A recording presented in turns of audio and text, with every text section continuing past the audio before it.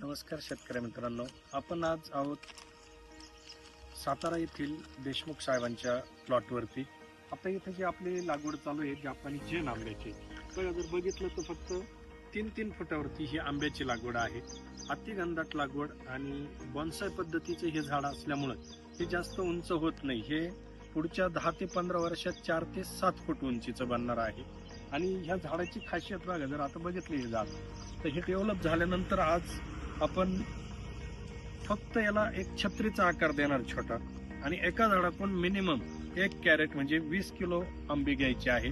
एका एकरात जर बघितलं तर इथं आता 1200 रोप बसत आहे, आणि 1200 रोपांकडून आपण जवळपास 20 किलो जरी पकडले तर 12 दुने 24 टन एवढा असा आंबा हा एका एकरामधून घेणार आहोत. म्हणजे अति घनदाट लागवड करण्यामागचं कारणच ते आहे की कमी एकरामध्ये जास्त उत्पन्न घ्यायचं. तसं जर बघितलं तर आता ज्या आंब्याच्या लागवडीसाठी कमीत कमी 3 ते 4 एकर क्षेत्र पाहिजे होतं. म्हणजे इतर व्हरायटीची जर लागवड बघितली आपण तर एका एकरामध्ये साधारण एक 300-400 झाडं बसतात. 300-400 झाडं जर बसत असतील आणि एका एकरात 1200 बसत असतील तर आज तुमचं पुढच्या 2-3 एकराची मजुरी वाचली, खत व्यवस्थापन वाचलं, औषध वाचलं, म्हणजे सगळ्याच गोष्टी, कामाची जी मजुरी वाचणार आहे त्या सगळ्या गोष्टी वाचल्या जात आहे. हा एक एकदम सूक्ष्म विचार करण्याची गोष्ट आहे की आज मजूर भेटत नाही, ही समस्या सगळ्यात मोठी आहे. त्याच्यापेक्षा जर आपण कमी एकरामध्ये जास्त लागवड केली, ह्या बॉन्साय व्हरायटी आणल्या आणि त्याच्यासोबतच ह्या ज्या व्हरायटी आहे ह्या कमीत कमी वर्षातून 2 ते 3 वेळेस आंबे देणारे आहे. म्हणजे आंब्याच्या आधी आंबा, आंब्याच्या सोबत आंबा, आणि सगळ्यांचे आंबे संपले का परत आपल्याकडे आंबा शिल्लक असतो. म्हणजे वर्षातून 3 वेळेस येत असल्यामुळं आणि ऑड सीझनला येत असल्यामुळं खूप मोठ्या प्रमाणामध्ये आज याची आंब्याची आपल्याला मागणी पण आहे आणि त्याचा फायदा पण खूप मोठ्या प्रमाणात होतो. म्हणजे जर कदाचित असं समजा आंब्यावरती जानेवारी फेब्रुवारी मध्येच काही आसमानी संकट आलं, पाऊस आला किंवा आज बर्फबारी झाली तर त्यावेळेस आपल्याकडे उत्पन्न हातात काहीच राहत नाही. म्हणजे वर्षभर केलेली मेहनत पूर्ण वाया जाते आणि जेवढं आपण खर्च केलाय, गुंतवणूक केली ती पण वाया जाते. मग बघा, जर आज आपल्याकडे असलेला आंबा जर खराब झाला तर परत 2-3 महिन्यामध्ये आपल्याकडे दुसरा आंबा उपलब्ध राहणार आहे. आणि याची टेस्ट जी आहे ही एकदम हापूस आंब्यासारखी आहे आणि दिसायला केशर आंबा आहे.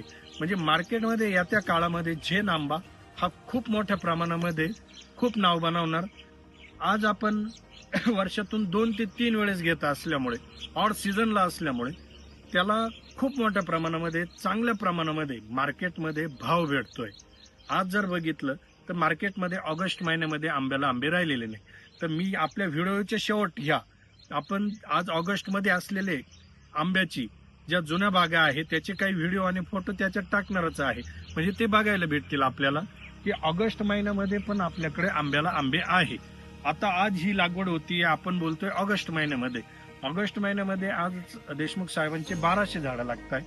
1200 झाडांपासून 20 किलो माल जर घेतला तर 12 दुने 24 म्हणजे 20 ते 24 टन माल तुमच्याकडे.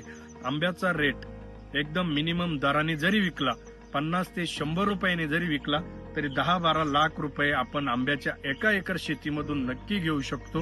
पण तोच जर दर ऑड सीझनला असल्यामुळे जर वाढून भेटला, आणि तो भेटणारच, तो जर वाढून भेटला तर 100% ही शेती कधीही तोट्यात जाणारी नाही.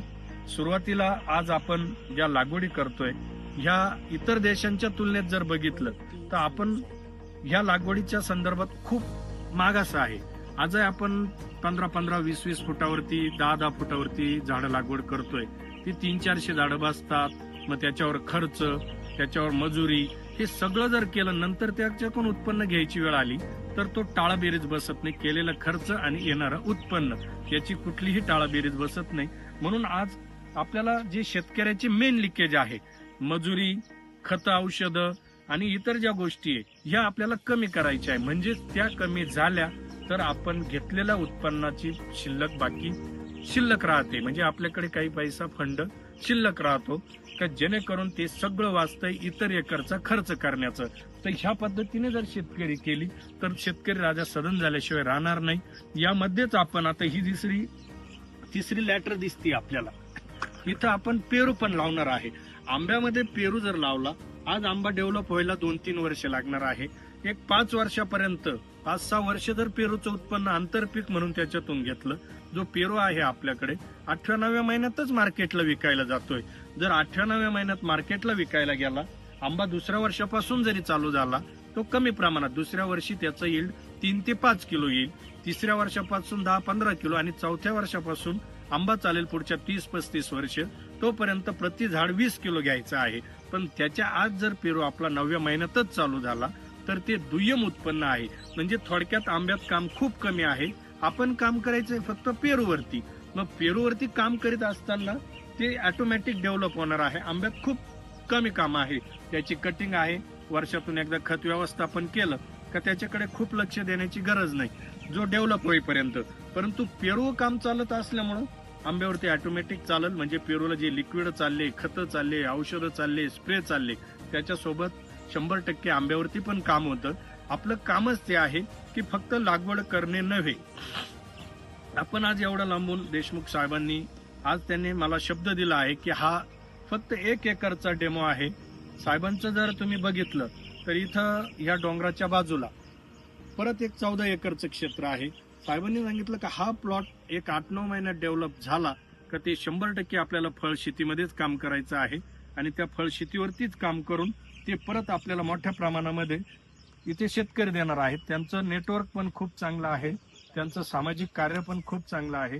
देशमुख साहेब इथे एक होतकरू व्यक्तिमत्व आहे. ते मुंबई सारख्या ठिकाणी खूप चांगलं त्यांचं मोठा उद्योग आहे. मग त्यांच्या माध्यमातून आपल्याला इथं आज हा साताऱ्यामधील सज्जनगडाच्या एकदम पायथ्याशी एक 10-15 किलोमीटर ती सज्जनगड आहे. तेथे ही लागवड होतीये. आंबेवन म्हणून गाव आहे. या गावामध्ये हा पहिला प्रोजेक्ट आपण करतोय. एकदम रोड टच असलेला हा प्लॉट.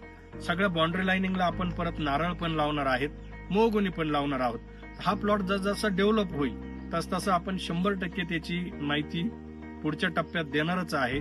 परंतु ही शेती करण्यामागचं कारण असं आहे की दुय्यम पीक जे पेरू आणि आंबा, त्याच्याच बाउंड्री लाईनिंगला नारळ आणि मोहगुनीचं उत्पन्न, म्हणजे दिसायला एक आकर्षक टुरिझम तयार होतो आणि उत्पन्न खूप चांगल्या प्रकारे येतं.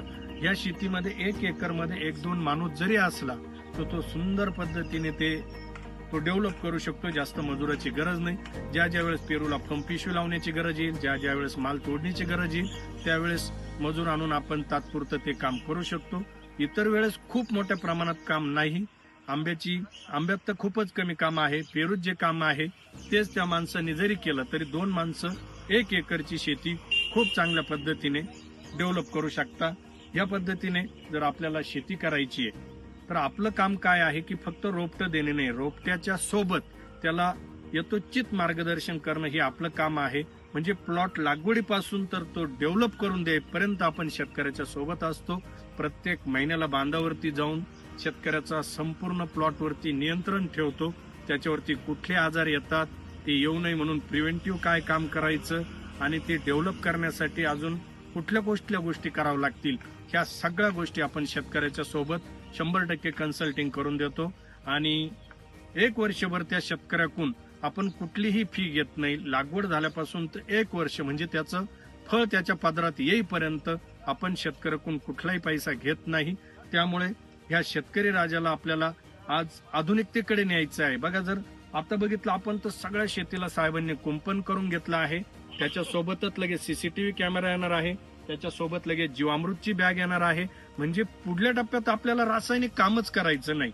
आज शेतीमध्ये मुळात खूप रासायनिक काम केलेलं असतं. त्यामुळे सुरुवातीला थोडाफार आधार आपल्याला रासायनिकचा घ्यावा लागतो. मग आपण टप्प्याटप्प्यात 100% सेंद्रिय शेतीकडे शेतकऱ्याला नेतो आणि आपल्याला त्या सेंद्रिय शेतीकडेच न्यायचं आहे. जे आपण आज विष केमिकल शेतीमध्ये पसरवतोय हे खूप कमी प्रमाणामध्ये करायचं आहे. परंतु आज लगेच जर सेंद्रिय शेती करायला बिलागलं तर ऑलरेडी ह्या शेतीमध्ये आधीच आपण खूप केमिकल टाकलंय. मग त्या रासायनिक शेतीला जर आपल्याला सेंद्रिय बनवायचंय तर त्या सेंद्रिय शेतीकडे आणत असताना तो रिझल्ट लगेच भेटत नाही. शेवट सेंद्रिय रिझल्ट हा हळूहळू भेटतो. मग आपल्याला जैविक काम करीत असताना थोडं टप्प्याटप्प्यात सुरुवातीला आधार घ्यायचा आहे रासायनिकचा, मग आपण हळूहळू त्याला बदलत 100% शेती सेंद्रिय करतो. लोकांना आपल्याला सेंद्रिय फळं खाऊ घालायची आहे, यासाठी आपला अट्टा असा आहे. शेतकरी राजांना सगळ्यांना विनंती आहे की आज 4वी-5वीच्या मुलांना गॉगल लागायची वेळ आली आहे. किडनीचे आजार चालले आहे, तुमचे पोटाचे विकार सुरू झाले, हृदयाचे आजार सुरू झाले. ह्या गोष्टी कशासाठी चाललंय का आपण जे पेरलंय आज शेतीमध्ये, जे नको तेवढं केमिकल नेऊन टाकतोय. आज पाऊस पाणी झाला, तेच पर्क्युलेशन आपल्या विहिरीमध्ये होतंय आणि तेच परत आपण पितोय. म्हणजे पेरलं विष आपण आणि खातोय पण आपणच. याचे परिणाम पुढे जाऊन खूप वाईट होत चालले आहे. आपल्याला त्या गोष्टी करायच्या नाही. आपणच जर सुरुवात केली बदलायला तर जग बदललं तर ऑटोमॅटिक. जर आपणच आजच जग बदलायला निघालो तर ते शक्य नाही. आज स्वतः बदललं तर ऑटोमॅटिक सगळं जग बदलायला सुरुवात होईल. म्हणून आपण आपल्यापासून सुरुवात करू. आजपासूनच आपण कमी प्रमाणामध्ये रासायनिक करू आणि हळूहळू जैविककडे जाण्याचा प्रयत्न करू. आपण लगेच इथे जीवामृत पण बनवतोय. म्हणजे तुमचं शेतीसाठी ज्या पूरक गोष्टी सगळ्यात महत्वाच्या, ज्या शेण, गोमूत्र, गूळ, ताक, तांदूळ, ह्या गोष्टी जर मुख्य दिल्या तुम्ही आज शेतीसाठी, तर दुसऱ्या रासायनिकची एवढी गरजच नाही. रासायनिक जे आपण वापरतोय हे एक फक्त दवाखान्यातल्या मरीजाला सलाईन लावल्यासारखं आहे. म्हणजे सलाईन लावलं का तात्पुरतं तो ताजे तवालापणा आणायचा, पण शेवट जर माणसाला धष्टपुष्ट बनायचं असेल तर त्याचा प्रॉपर आहार अन्नच हे महत्वाचं आहे. म्हणून शेतीसाठी जर आपल्याला प्रॉपर आहार अन्न द्यायचं असेल तर आपल्याला जैविकतेचाच आधार घ्यावा लागेल. आज जमीन नको तेवढे आपण निकृष्ट करून टाकले आहे. म्हणजे बागायती वाळवंट करायला सुरुवात केली आहे. ही खूप आपल्या अंतकरणापासून तळमळ आहे की ते करायचं नाहीये. शारपट जमिनी करून टाकल्या, नको तेवढं पाणी भरून पूर्ण अशा सफेद पांढऱ्या जमिनी करून टाकल्या. आपल्याला त्याचा बदल करायचा आहे. म्हणजे जमिनीत भुसभुशीतपणा असेल, जमिनीत गांडुळाची संख्या वाढवायची असेल तर आपल्याला जैविक शेतीकडेच जावं लागेल. हा माझा सगळ्या शेतकऱ्यांसाठी अट्टाहास आहे. सगळ्यांनी त्या दिशेने आपण पावलं टाकू. जसं की आपण बघितलं होतं व्हिडिओच्या सुरुवातीला फक्त आंबा लागवड झालेली होती. आता बघितलं तर त्याच्या 3 फूट अंतरावरती हा पेरूची लागवड झालेली आहे आपली. संपूर्ण प्लॉट दाखवा. संपूर्ण प्लॉटमध्ये म्हणजे 12 बाय 3 फुटावरती आंबा आणि 12 बाय 2 फुटावरती पेरू. आंब्याच्या लाईन पासून पेरूची लाईन जी आहे ही 3 फुटावरती आहे. म्हणजे हा पेरू जो आपला डेव्हलप होईल 8-9 महिन्यामध्ये पेरू चालू होईल आणि पुढच्या 1.5 वर्षामध्ये आंबा चालू होईल. म्हणजे आंब्याचं अंतर जर बघितलं तर आता याच्या कटिंग घेऊन आणि पुढच्या काळामध्ये आपण त्याला एक छत्रीचा आकार देणार आहोत. आणि ह्या पद्धतीने ही अतिघनदाट लागवड ही अशी आपल्याला देशमुख साहेबांची पूर्ण झालेली दिसतीये. पेरू आणि आंबा एकत्रित लागवड. आपण व्हिडिओच्या सुरुवातीत फक्त आंबा लागवड दाखवली होती, परंतु आता संपूर्ण प्लॉटवरती आंबा लागवड झालेली आहे. तशीच सगळी बाउंड्री लाईनिंगला, सगळ्या बाउंड्रीला आपण नारळ आणि नारळाच्या शेजारी मोहगुनी, दर 3 फुटावरती मोहगुनी आणि दर 12 फुटावरती आपला नारळ आहे. 2 झाडातलं अंतर 12 फूट आहे नारळाचं.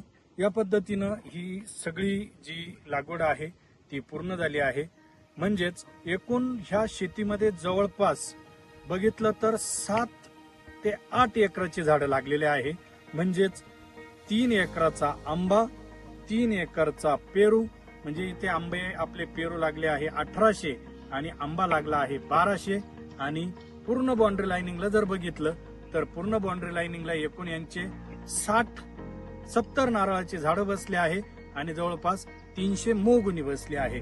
म्हणजे एकूण मोहगुनी आणि नारळ एका एकराचं, 3 एकराचा आंबा आणि 3 एकराचा पेरू. या पद्धतीने अशी एकूण 7 ते 8 एकराची शेती फक्त एका एकरमध्ये आपण करतोय. एका एकरमध्ये काम फक्त आता सुरुवातीला पेरूवरती चालणार आहे. त्याच्यासोबत नारळ ऑटोमॅटिक डेव्हलप होतोय, मोहगुनीचे झाडं डेव्हलप होत आहे आणि आंबा पण त्याच्यासोबत डेव्हलप होतोय. म्हणजेच बाउंड्री लाईनिंगला हे नारळाचं उत्पन्न खूप चांगल्या पद्धतीने घेतलं जाईल. आंब्याचं पण जो ऑड सीझनला येतोय, जो जापानी चेन आंबा आणि सदाबहार पेरू, जो वर्षभर पेरूला पेरू. म्हणजे जर ह्या पद्धतीने शेती केली तर शेतकरी राजा नक्कीच कधीच कर्जबाजारी होणार नाही. किंवा आपण जे भविष्यातले स्वप्न घेऊन निघालो आहे की आपल्याला काहीतरी इनपुट पाहिजे शेतीमधून, म्हणजे लाखो रुपयाची शेती आपण इथे शेतकऱ्याला देतो आहे. आणि ह्या पद्धतीने आज ही लागवड पूर्ण झालेली आहे. आजची तारीख आहे 10 ऑगस्ट 2026. 10 ऑगस्ट रोजी हा प्लॉट पूर्णपणे आपला येथे लागवड पूर्ण झाली. म्हणजेच जे आपल्याला पाहिजे आहे की शेतीमध्ये काम कमी, म्हणजे जर 7-8 एकराची शेती एका एकरात केली, परंतु त्याला मजुरी ही फक्त एका एकरची लागणार आहे. त्याच्यानंतर तुमचे खत व्यवस्थापन, तुमचं औषध, तुमचं स्प्रे हे सगळं वाचल्या जाणार आहे पुढच्या 5-7 एकरचं.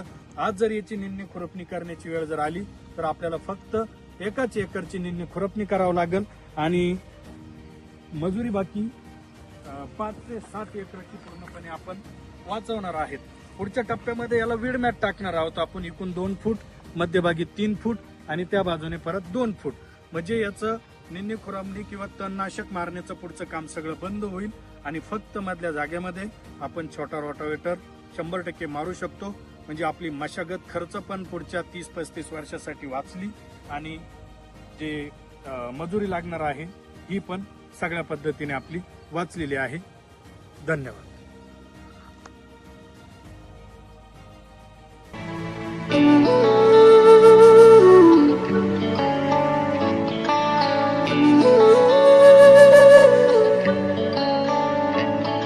किस्मत बदलदी वेखी मैं हे जग बदलदा वेख्या मैं बदलदे वेखे अपने मैं रब बदलदा वेख्या. किस्मत बदलदी वेखी मैं हे जग बदलदा वेख्या मैं बदलदे वेखे अपने मैं रब बदलदा वेख्या. सब कुछ बदल गया मेरा, सब कुछ बदल गया मेरा, चल जर ही जाऊं. बदलदी वेखी मैं हे जग बदलदा वेख्या मैं बदलदे वेखे अपने मैं रब बदलदा वेख्या.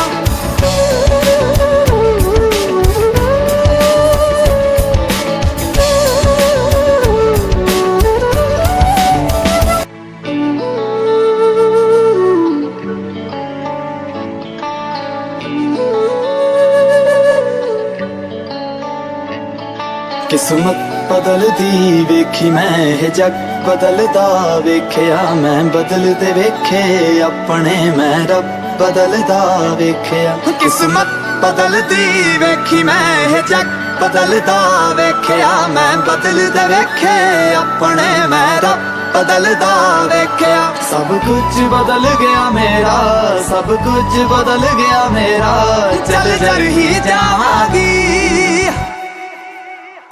आम्ही ओरिजिनल तुम्ही डमी, नका समजू आम्हाला कमी. आम्ही ओरिजिनल तुम्ही डमी, नका समजू आम्हाला कमी.